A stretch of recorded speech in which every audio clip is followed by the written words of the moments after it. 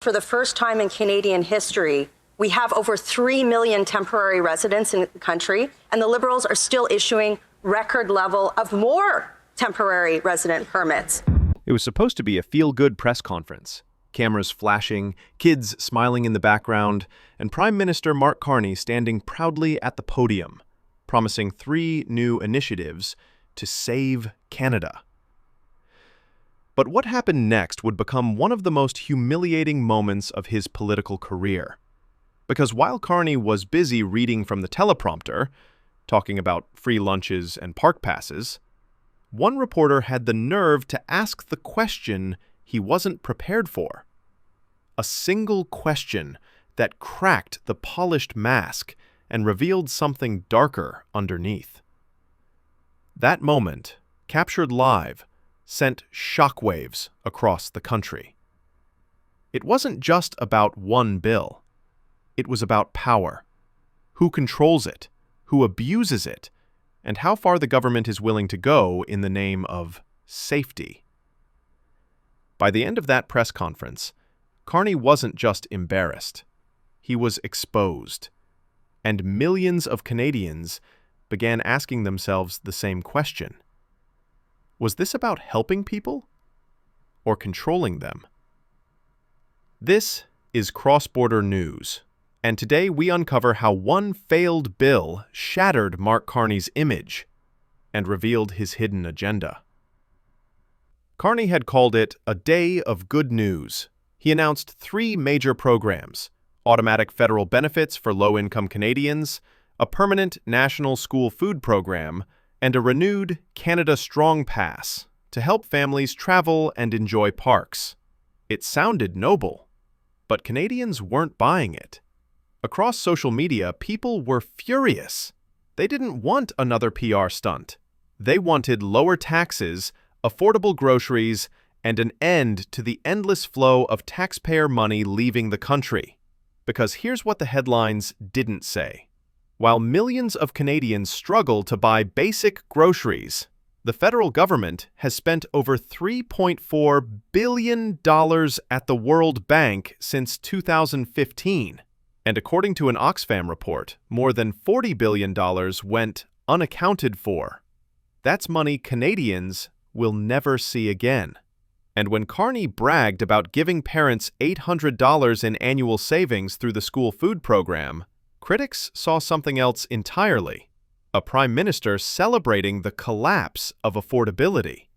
400,000 children now need government. Behind all the smiles and slogans, Carney's government was quietly advancing Bill C-2, a piece of legislation that seemed harmless until people actually read it. Hidden inside was a clause granting intelligence and law enforcement agencies the power to access private data, including from doctors, therapists, and pharmacists, without a warrant. The justification? National safety and the fight against fentanyl trafficking. But to critics, this sounded eerily familiar, an Orwellian overreach wrapped in the language of compassion. If passed, it would have allowed police to see who was seeking counseling, which prescriptions they took, and where they lived, all without judicial approval. The same government that couldn't stop illegal precursors flowing in from China now wanted to monitor Canadians' private lives to fix the mess it allowed to happen. Civil liberty groups called it a direct assault on charter rights. Journalists called it 1984 in disguise. And Carney? He stayed silent. Until one reporter, live on air, decided to call him out. It happened in a packed hall. Reporters lined the walls, cameras rolled. A journalist stood up and asked, point blank, "Are you comfortable with police or intelligence being able to obtain private information from doctors, counselors, pharmacists, without a warrant?" Carney froze. His smile faltered, his hands shifted on the podium, and he tried to pivot. The bill has been divided into 2 sections, he mumbled, C2 and C12. The reporter pressed again, and the silence in the room was deafening. You could see it in his face. The confidence gone, the calculation kicking in. The Prime Minister who built his image as Canada's calm, unshakable technocrat suddenly looked cornered. And that's when it hit people watching at home. This wasn't leadership. This was damage control. He didn't deny the claim. He didn't clarify. He just stumbled through procedural jargon, and it only made him look guiltier. The illusion shattered. Because for the first time, Canadians saw what happens when you strip away the talking points. A leader who couldn't answer a simple question about his own bill. In the days that followed, Carney's office tried to clean up the mess. They said the bill had been split for further study, that Parliament was working as it should, that this was just part of the legislative process. But the public wasn't fooled. When politicians start hiding behind process, it's usually because they got caught doing something they shouldn't. Canadians didn't want to hear about committee stages and procedural votes. They wanted honesty. They wanted accountability. Instead, Carney doubled down. He claimed splitting the bill was a sign of democracy. Critics called it what it really was, a desperate attempt to save a collapsing piece of legislation before it went down in flames. And then came the headlines. Carney's privacy bill gutted after backlash. Government forced to rewrite controversial law. The optics were brutal, and Carney's reaction only made it worse. Because instead of showing humility, he started bragging about unrelated achievements, talking about his economic record and bipartisan cooperation. It was classic political spin, and everyone saw through it. But Carney's bigger problem was that Canadians were already angry about something much deeper. That same week, another story was breaking, and it made Carney's freedom image look like a bad joke. Freedom Convoy organizers Tamara Litch and Chris Barber were handed a brutal sentence. Over 15 months of restrictions for what the court called mischief. House arrest, curfews, mandatory community service, all for honking horns and organizing a protest. But at the same time, another group of protesters, who blocked streets, lit smoke grenades, and even shouted hateful slurs, had their charges completely dropped.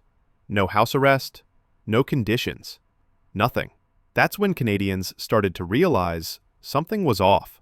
Two groups, same offense, one punished, the other protected, and the message was clear. If your protest aligns with the government's politics, you're safe. If it doesn't, you're an enemy of the state. Carney's government called it justice. Most Canadians called it hypocrisy. And as outrage grew online, so did a new question. What kind of country were we becoming? Because without fairness, freedom doesn't mean much. While Carney's team scrambled to defend the bill, Parliament was already facing another firestorm: immigration. Canada now had over 3 million temporary residents, the highest in history. Housing prices soared, hospitals overflowed, and job competition intensified. Then came the vacation births scandal. Families flying in late in pregnancy just to give birth in Canada and claim citizenship for their child. The Conservative opposition demanded reform. At least one parent should be a citizen or permanent resident to qualify for automatic citizenship. Carney's government refused. They called it unfair and discriminatory. But to Canadians watching their rent triple, their neighborhoods change overnight, and their taxes rise, it sounded like more deflection. A system built to reward loopholes, not loyalty. And again, the pattern repeated. When confronted with hard questions, Carney dismissed them as fear-mongering. When critics asked for solutions, he gave speeches about values. But the anger wasn't ideological anymore. It was personal. Because every Canadian could feel it. A government that no longer listened.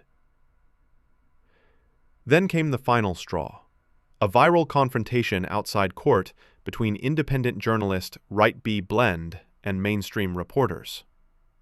Blend, who had shown up early to cover the case, was shoved aside by establishment media. Cameras caught everything. Instead of backing down, he stood his ground. "Don't touch people. You're not entitled to anything," he said, staring them down. That clip exploded online. Not just because of the shove, but because it symbolized exactly what Canadians were feeling. A divide between the elites and the ordinary people. Between those who get to ask questions and those who get silenced. In that moment, Blend wasn't just a journalist. He became a symbol of frustration. Meanwhile, Carney, who once preached transparency and democracy, now looked like the face of a government that couldn't stand dissent. Every frame of that viral clip told a story. Arrogance, control, entitlement. And when you look at all of it together, the privacy bill, the selective justice, the immigration chaos, it paints a pattern. Every policy, every speech, every law dressed up as protection somehow ended up tightening government control. Digital ID systems, online speech bills, warrantless surveillance, all under the same slogan, "We're keeping you safe." But the more safe Ottawa tried to make Canadians, the less free they felt. Even people who once supported Carney began to admit it. Something had changed. This wasn't about left or right anymore. It was about power. And as one reporter put it, when politicians start deciding what freedom means, that's when you know it's already gone. That's why the humiliation mattered. Because it wasn't just about Carney losing his cool. It was about Canadians realizing the game. The mask slipped, and once you see behind it, you can't unsee it. In the end, the press conference meant to make Carney look strong ended up doing the opposite. It revealed the truth. A government obsessed with control, hiding behind slogans and smiles. He wanted to look like the calm, rational technocrat, but what Canadians saw was a man exposed by his own arrogance. The failed bill, the split excuses, the awkward silence, they all told the same story. A leader who thought he could govern by press release and was shocked when people finally questioned him. For years, Carney has been sold as the future of Canadian politics, the global banker who would modernize the nation. But after that humiliation, a different image began to stick. A man who talks about freedom while quietly rewriting what it means. Maybe freedom in Canada won't disappear in one dramatic moment. Maybe it's already being traded away. One quiet bill, one speech, one excuse at a time. Because when those in power start deciding which Canadians deserve freedom, that's when you know you don't have it anymore. This is Cross-Border News, and this story is far from over.